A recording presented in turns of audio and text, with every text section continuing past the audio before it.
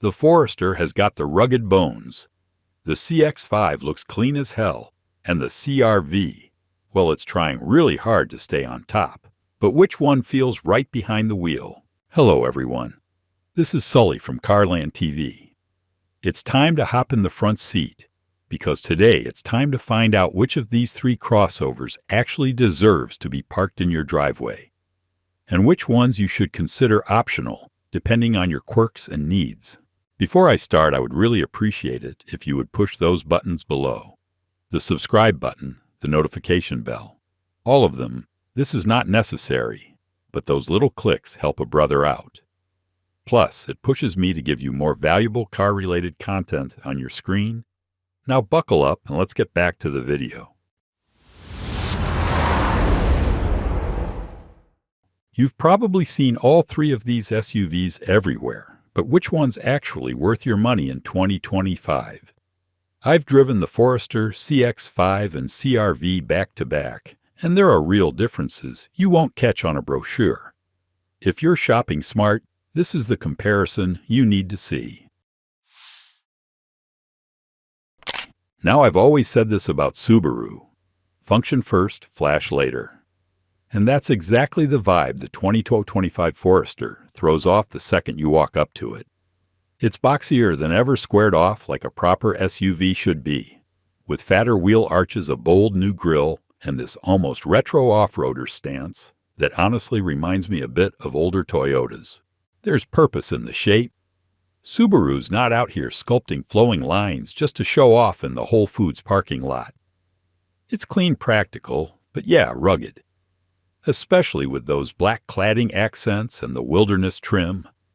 Now that one looks like it wants to crawl up a fire road just for kicks. Paint quality is solid, but nothing exotic. Subaru plays it safe with earth tones and no gloss overload. Now the CX-5 is a whole different story. Mazda has been swinging for the luxury crowd with this one, and even though it's not the newest SUV in the lineup, man, does it still look sharp. That soul red paint is unreal in sunlight.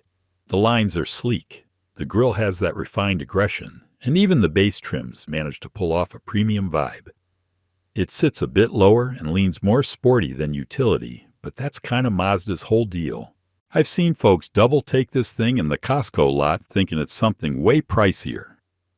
Trim-wise, the 2.5 turbo signature still looks the part. Blacked out bits, fat dual exhausts, and wheels that don't scream commuter box. Now over to the CR-V, and I'll be straight here, it doesn't try as hard to stand out, but that's not necessarily a bad thing. Honda played it a little safer with the 2025 redesign, going with clean lines, a wider front end, and a more squared-off rear. It's more mature now, like it ditched its college hoodie and finally bought a blazer. What it lacks in flash, it makes up for in consistency. The Sport L trim with those dark 18-inch wheels has just enough edge, but overall this one's about quiet confidence. You won't get stopped on the street, but your HOA won't complain either. Good paint finish, tight panel gaps, which are what you'd expect from Honda. Slide into the 2025 Forester, and right away you get that wide-open, no-frills but still solid Subaru feel. The visibility is killer. It has low sills, tall windows, and a driving position that makes you feel like you're perched over traffic instead of buried in it. That's always been Subaru's trick, and it still works. Cabin materials are better this year, especially in the touring trim. More soft-touch surfaces, less rental car plastic. The new 11.6-inch vertical touchscreen looks slick, but I'll be honest, it takes a minute to get used to. Still, everything's within reach, and nothing feels overly designed. Seats are soft and cushy, and there's enough head and leg room that even my 6-foot buddy had no complaints in the back. Cargo space is big and flat, like it's ready to swallow a mountain bike or half of Home Depot. Now the CX-5 is proof that Mazda knows how to dress up a cabin. The CX-5 still punches way above its weight here. Open the door and you're hit with this upscale vibe. Real stitching matte chrome accents, even the buttons feel satisfying. The signature and turbo trims are where things get plus. Ventilated leather seats, wood trim, and a driving position that's just a touch lower and more cockpit-like than the Forester. It wraps around you in a good way. Now, space-wise, it's tighter than the other two, especially in the back seat, where tall folks might feel a little pinched. But it's quiet, refined, and if you're not hauling full-grown adults on the daily, it's got a premium feel that's hard to beat at this price. The CR-V on the flip side is the smart, sensible middle ground, and that's not a diss. Honda stretched out the wheelbase for 2025, so you get serious rear legroom and a massive trunk, even with the seats up. I threw a couple of duffel bags and a folded stroller back there with no issue. Up front, the layout's clean and super functional. The EXL trim gives you leather a 9-inch screen with a proper volume knob, thank God, and wireless Apple CarPlay that actually connects without needing a dance. The seats are Honda firm. They're supportive over long drives, though not as plush as the Forester's. And everything's just logically placed. It doesn't feel flashy, but it feels built to last. Now let's talk about tech. Subaru's always leaned heavily into safety, and the 2025 Forester doubles down on that with the latest version of their eyesight system. Now, I've used the old version, and yeah, it was kind of twitchy. But this year's update is smoother lane keep, better adaptive cruise, and it doesn't false alarm every time a leaf blows across your windshield. It's standard even on the base trim, which is solid. You're also getting wireless Apple CarPlay and Android Auto on the new 11.6-inch portrait screen. And if you've got the top trims, there's built-in nav and a kickin' Harman Kardon setup that actually bumps. My gripe is that the infotainment layout's still a little clunky.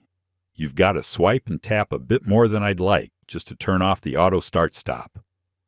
Still, safety-wise, Subaru isn't playing around. It's built like it's expecting bad weather. Now the CX-5, man, this one plays a different tech game. Mazda goes minimalist almost to a fault. The screen's only 10.25 inches, and it's not a touchscreen unless you're parked, which annoyed the hell out of me at first. But you control everything through a rotary dial. Once you get used to it, it's actually not bad. Everything's snappy clean and distraction-free. The iActiveSense suite is also standard on most trims. Lane keep, assist adaptive cruise blind spot monitoring, rear cross-traffic alert, and all the good stuff. What stands out is how smooth it all feels. It doesn't beep at you like a paranoid passenger. It just works like a co-driver who's had their coffee and knows what they're doing. Honda CR-V is the one that surprised me this time around. The Honda Sensing Suite has matured a lot since the early days. It used to be twitchy and hyperactive, but now it feels refined. Lane centering actually holds the lane without feeling like it's trying to tug you into a guardrail. Adaptive cruise is smooth, and collision mitigation doesn't cry wolf. You get wireless CarPlay on the 9-inch screen in EXL and Sport L trims, plus USB-C ports all around. The interface is clean, logical, and blessed with physical knobs for volume and tuning. Nothing feels overdone here. It's just solid day in and day out tech that doesn't frustrate. This time, let me give you a rundown on how each of these crossovers drives. Now, Forester has never been the SUV for folks chasing speed, and the 2025 model doesn't really change that tune. But I'll say this, it's better sorted now.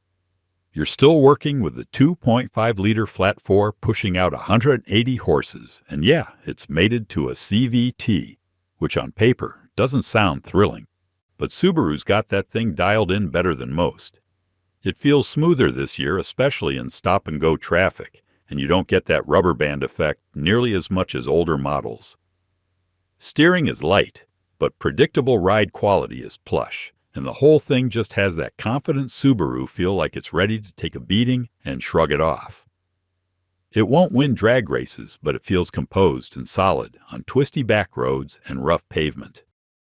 The CX-5, though, is definitely the driver's crossover, no question. Mazda's handling locked down tighter than anyone else in this segment. If you spring for the 2.5 turbo trim, you're getting 256 horsepower and 320 pound-feet of torque on premium fuel. And believe me, it moves. The 6-speed automatic is old school, but tuned right. It shifts clean and quick. Steering is tight and responsive, and it hugs corners in a way that makes you forget you're in a tall family hauler. The ride's a little firmer than the others, especially on the turbo with those bigger wheels. But it's never punishing. It's just dialed. You feel connected. Like the car actually wants to be driven, not just transported. Now the CR-V plays it safe, and honestly, that's its strength. You've got a 1.5-liter turbocharged four-cylinder putting out 190 horsepower, and it's paired to a CVT that's smoother than Subaru's, but a little sleepier off the line. In traffic, it's relaxed, effortless, and great on gas. But when you punch it to merge or overtake it, it takes a beat. That said, Honda's nailed the tuning for comfort. It's quiet rides, buttery smooth, over junk pavement and soaks up long trips efficiently. Steering is a bit numb, but the CR-V doesn't try to be sporty. It's just aiming to get you from A to B with zero crap. And that's exactly what it does. Of course, it's not a secret that these three have all-wheel drive, which is the reason why it makes sense to take them away from the concrete. Let me start with the Forester, because if you're talking light off-roading or just surviving brutal weather, this one's got the edge, no question. Subaru's symmetrical all-wheel drive isn't just for show. It sends power where it's needed without waiting for slip, and it's standard across every trim. Then there's X mode, which is basically Subaru's go ahead and get dirty button. In the wilderness trim, especially with its 9.2 inches of ground clearance, retuned suspension, and all-terrain tires, this thing actually handles muddy ruts and steep gravel grades like a champ. I had it on a soaked fire road upstate, and it never once felt out of its element. No issue, just grip. If I had to pick one of these three to take on a sketchy trail, it'd be the Forester hands down. Now the CX-5 isn't trying to be an off-roader, and Mazda's pretty upfront about that. It's built for pavement first, and while the iActive all-wheel drive system is smarter than most folks give it credit for, it's tuned more for stability and control in bad weather than crawling over tree roots. That said, I did get it onto a muddy access road during a photo shoot, and it handled it okay. Nothing impressive, but it didn't panic either. It constantly monitors wheel slip and throttle input to keep things tidy, and it's quick to send torque around when needed. Just don't mistake this thing for a trail rig. It's more rain-slick highway than rocky backwoods. The CR-V splits the difference. Honda's real-time all-wheel drive system doesn't sound sexy, but it does a pretty decent job of kicking in when things get slippery. I had it out in some light snow and wet leaves, and it held its line better than I expected. You don't get as much clearance as the Forester, and there's no equivalent to X mode, but the traction control and hill start assist do enough to get you through sloppy trailheads or unplowed driveways. It's the kind of system that works quietly in the background. Not built for adventure, but solid for anyone who has to deal with unpredictable weather and the occasional dirt road to Grandma's house. So here's where things start hitting the wallet. And long after the new car smell fades, this part really matters. The Forester's been consistent here for years, and the 2025 model sticks with that theme. I averaged around 28 miles per gallon combined, which tracks with EPA numbers. Subaru's also got a reputation for longevity, and maintenance is usually on the cheaper side. Nothing exotic, just keep it serviced, and it'll run forever. The resale value is strong, and people trust the brand. Mazda's CX-5, especially the non-turbo trims, holds its own too. Expect around 26 to 27 miles per gallon combined, and if you go for the turbo, that drops closer to 24 miles per gallon combined. Maintenance is a touch pricier than the Forester, mostly because of those premium parts and synthetic oil intervals.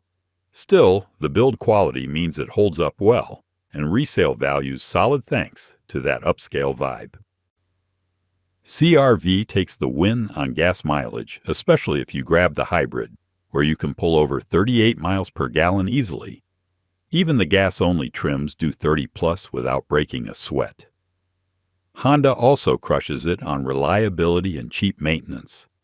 It's basically the crossover that's built to be ignored. In a good way. Oil breaks, tires repeat, and it just keeps going. So if I had to put my own money down today, it'd go to the 2025 Honda CR-V, and here's why. It may not be the flashiest or the most rugged, but it hits the sweet spot better than the other two. It's the most fuel-efficient, has the roomiest cabin, the smoothest ride, and Honda's long-term reliability is damn near bulletproof. You're getting real-world practicality without giving up comfort tech or resale value. The Forester comes in close for folks who live in bad weather states or need something trail-ready out of the box. Its all-wheel drive system and off-road chops are legit, and Subaru's safety game is still strong. But the engine and CVT are just a bit underwhelming for the daily grind. Now, the CX-5 is easily the best to drive. If your priority is style and handling, it's your pick. But it's smaller inside thirstier with the turbo and not as practical if you've got kids or cargo. So for most people, the daily commuters, small family city dwellers, the CR-V just nails the overall balance. It's not exciting, but it's damn dependable, and in this segment, that's what wins.